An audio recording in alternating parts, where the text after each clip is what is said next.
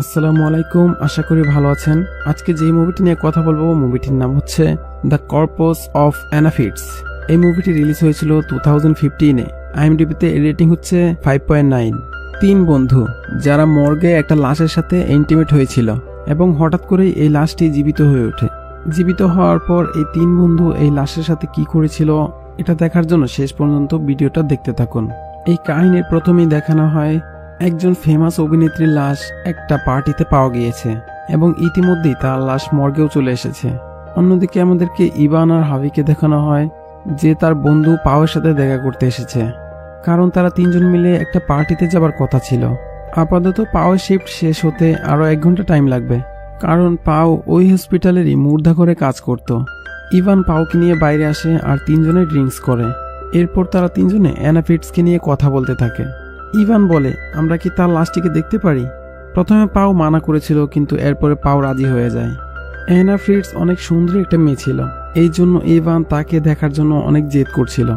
এই জন্য পাও তার চাকরির রিস্ক নিয়ে তাদের দুজনকে হসপিটালের ভিতরে নিয়ে আসে, যার পর তারা মর্গে চলে আসে, যেখানে পাও একটা লাশের পাশে এসে দাঁড়িয়ে যায়। সে অ্যানার লাশকে দেখাতেই যাচ্ছিল, আর যখনই সে তার উপর থেকে কাপড়টা সরালো, ওখানে একটা বুড়ো মহিলার লাশ ছিল।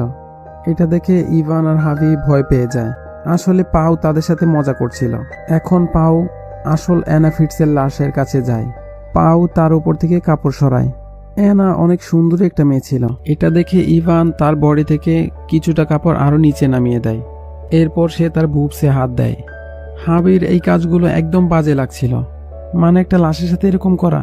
ইভান জেনে বুঝে হাবিকে অ্যানার বুবস ধরার জন্য বলে। এরপর হাবিও অ্যানার বুবস ধরে। এরপর ইভান তার সীমা লঙ্ঘন করে বলে সে অ্যানার সাথে ইন্টিমেট হতে চায়। হাবি তাকে এটা করার জন্য মানা করে, কিন্তু ইভান জেদ ধরে বসেছিল। সে এই জন্য এসব করতে চাচ্ছিল কারণ সে আবার কোনো ফেমাস অ্যাক্টরসের সাথে সেক্স করতে পারে কিনা। সে জীবিত হোক বা মৃত, এতে তার কিছু যায় আসে না। এরপর পাও বলে সেও একটা লাশের সাথে শারীরিক সম্পর্ক করেছিল। ওটার বয়স 17 বা 18 ছিল, আর এখন পাও নিজেও অ্যানার সাথে সেক্স করতে চায়। এখানে একমাত্র হাবিই ছিল যার এসব ভালো লাগছিল না, কিন্তু এখানে তার এখন আর কিছুই করার নেই। তাদের সাথে থাকার কারণে তাকে এসব সহ্য করে নিতে হবে। এরপর এরা তিনজন ড্রাগস নেয়। হাবি আর পাও অন্য রুমে চলে যায়।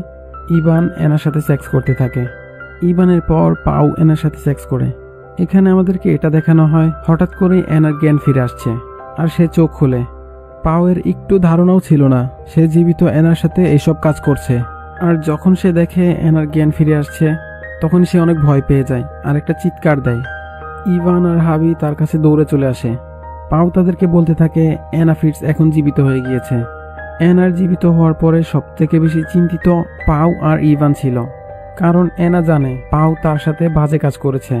সে যদি জীবিত থাকে সে পুলিশকে সবকিছুই বলে দেবে, তার সাথে মর্গে যা যা হয়েছিল। ইভান অ্যানাকে মারার প্ল্যান বানাচ্ছিল, কারণ সে রিস্ক নিতে চাচ্ছিল না। এখানে হাবি অ্যানাকে সাহায্য করে আর তাকে কাপড় পরিয়ে দেয়। হাবি ইভানের কথায় একদম সহমত ছিল না। এইভাবে কিভাবে তোমরা কাউকে মারতে পারো? হাবি বলে তুমি তাকে রেপ করেছ আর তোমাকেই ভুগতে হবে। এই কথা নিয়ে ইভান আর হাবির মধ্যে কথা কাটাকাটি হয়, যেখানে ইভান হাবিকে অনেক মারে। পাও ইভানকে ফিরায়।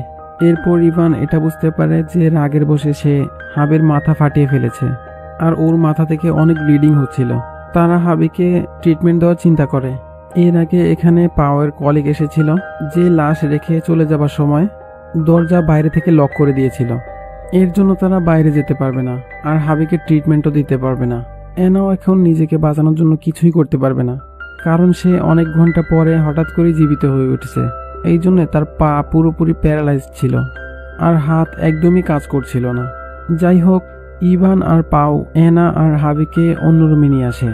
এরপর পাও তার কলিগকে বলে সে লাশ ঘরে আটকে গিয়েছে, সে যেন জলদি এখানে আসে আর তাকে বের করে। পাও তার কাপড় চেঞ্জ করে, যার পরে পাওয়ের কলিগ এখানে আসে। অ্যানা এখানে চিৎকার করে বলার চেষ্টা করে যে সে বিপদে আছে, কিন্তু ইভান তার মুখ ধরে ফেলে। এরপর পাও তার কলিগের কাছ থেকে লাশ ঘরে চাবি নেয় আর তার সাথে এখান থেকে চলে যায়।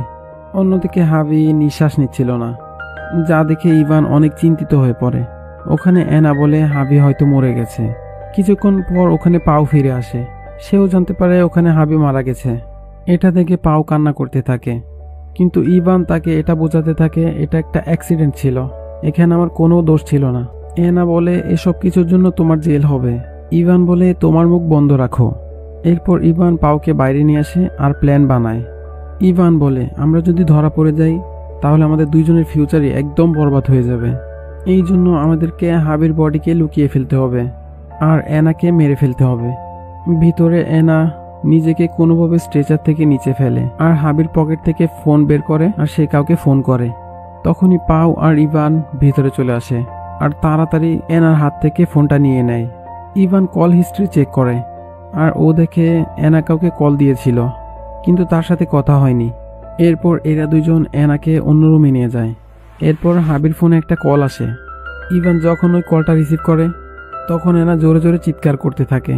তখন পাও এনার মুখ চেপে ধরে। আসলে কলটা এনার বাবার ছিল। ওখানে এনা তার বাবাকে কল দেওয়ার চেষ্টা করেছিল। এখানে ইভান রং নাম্বার বলে ফোনটা কেটে দেয়। ইভান এনাকে লাশ ঘরে নিয়ে আসে আর তাকে জোরে একটা থাপ্পড় মারে।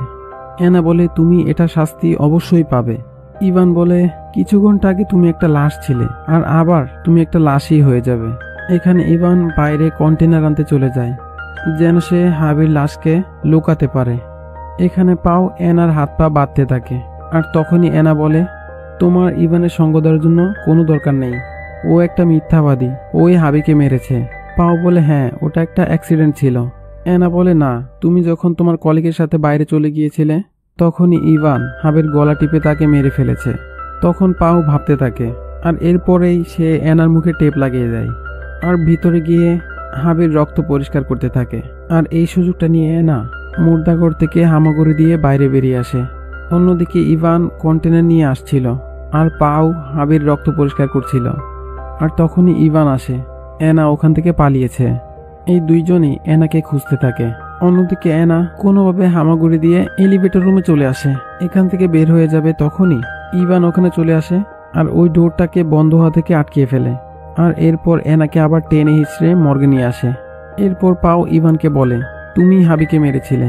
তখন ইভান বলে হ্যাঁ আমি মেরেছিলাম, কিন্তু ওটা একটা অ্যাক্সিডেন্ট ছিল। এরপর পাও বলে না, তুমি ওকে গলা টিপে মেরে ফেলেছ। এটা শোনার পর ইভান হতভম্ব হয়ে যায়। কিছুক্ষণ পর ইভান এটা অস্বীকার করে, এটা মিথ্যা কথা, তোমার এসব বিশ্বাস করতে হবে না। এরপর ইভান আর পাও যেখানে তারা চিন্তা করতে থাকে এনাকে কিভাবে মারা যায়, যেখানে কোনো প্রমাণই থাকবে না। ইভান এনার শ্বাস রোধ করে মারার কথা বলে। এর জন্য পাও তাকে একটা কাপড় এনে দেয়। ইভান পাওকে কাপড় আবার দিয়ে দেয় আর পাওকে বলে সেজন্য এনাকে মারে। পাও এনাকে মারতে চাচ্ছিল না, কারণ হাবিকেও এখানে ইভানই মেরেছিল। এখানে সব দোষ ইভান একা ঘাড়ে নিতে চায় না। এই জন্য ইভান পাওয়ের হাত ধরে আর এরা দুইজনই এনার মুখে কাপড় চেপে ধরে, যেখানে এনার ইউরিন বেরিয়ে আসে। এরপরও তারা তার মুখ থেকে কাপড় সরায় না, যেখানে এনা আবার মারা যায়। এরপর এরা দুইজন এনার বডিকে স্ট্রেচারের উপর রাখে আর হাবিকে কন্টেনারে ভরে দেয়। ইভান কন্টেনার নেয় আর বাইরে চলে যায়। এইদিকে পাও এনার বডিকে পরিষ্কার করতে থাকে আর তার কাজ শেষ করছিল। পাও এনার বডিকে পুরোপুরি ক্লিন করে দিয়েছিল আর ও এখন চলেই যাচ্ছিল। যাবার আগে পাও এনার মুখ থেকে আবার কাপড় সরায় আর দেখে এনা জীবিত রয়েছে। পাও এনাকে বলে চুপচাপ থাকো, এখানে আপনি ভাবছেন ওরা তো এনাকে মেরে দিয়েছিল, তো কিভাবে এখনো সে জীবিত রয়েছে? এটার জবাব হচ্ছে যখন এনা পাওকে বলেছিল ইভান যা করেছে সবকিছু ভুল করেছে, তুমি না, তখনই তারা দুইজন প্ল্যান করে। প্ল্যান মোতাবেক যখনই এনার দম বন্ধ হয়ে যাবার অবস্থা, সে নিজেকে এমনভাবে প্রেজেন্ট করেছে যেখানে বোঝায় সে মারা গেছে। যেখানে আমরা জানি এনা একজন অ্যাক্টরস, ওখানে তার মরণের অ্যাক্টিং করা একদম স্বাভাবিক। যাই হোক, ইভান হাবির বডিকে বাইরে ফেলে চলে এসেছিল, যার পর ইভান আর পাও এখান থেকে বেরিয়ে পড়ে। যাবার আগে ইভান তার ওয়ালেট চেক করে, যেখানে তার আইডি কার্ড ছিল না। ও তার আইডি কার্ড নেওয়ার জন্য লাশঘরে যেতে থাকে। পাও তাকে আটকানোর চেষ্টা করে, কিন্তু ইভান ভিতরে চলে আসে আর ও দেখে এনা জীবিত দাঁড়িয়েছিল। এনাকে জীবিত দেখে ইভান পাওয়ের উপর রাগ করে আর তার গলা টিপে ধরে। হাবির মরে যাবার পরে সে পাওকে মারতে চাচ্ছিল না, এই জন্য সে পাওকে ছেড়ে দেয়। তখনই এনা তার পেছন থেকে সিজার স্ট্যাব করে আর তার গলায় সিজার ঢুকিয়ে দেয়, যেখানে ইভান কিছুক্ষণের মধ্যেই মারা যায়। পাও বলে আমাদের এটা করা উচিত ছিল না। আর এরপর এনা পাওকেও স্টেপ করে আর তাকেও মেরে ফেলে। আর এর মধ্যে দিয়ে এই মুভি এখানে শেষ হয়ে যায়। আমার চ্যানেল যদি আপনি নতুন হয়ে থাকেন সো প্লিজ আমার চ্যানেলে একটা সাবস্ক্রাইব করে দিন আর ভিডিওতে একটা লাইক করুন। দেখা হবে নেক্সট ভিডিওতে। আল্লাহ হাফেজ।